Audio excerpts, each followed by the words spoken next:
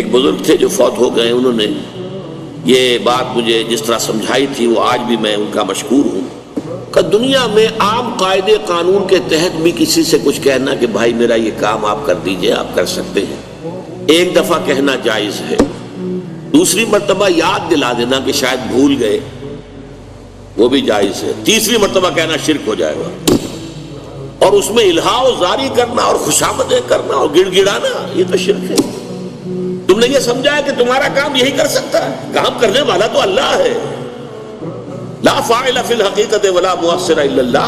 हुजूर ने फरमाया कि अगर तुम्हें जूता बांधने का तस्मा दरकार हो तब भी अल्लाह से मांगो, किसी के सामने सवाल का जो हाथ जो है वो दराज ना करो। अल्लाह ने तुम्हें एक इज्जत नफ्स दी है, उस इज्जत नफ्स को देहला ना बनाओ, किसी के सामने जो है अपना हाथ फैला देना, अपनी इज्जत नफ्स जो है तो खत्म कर देना है। मत मांगो किसी से।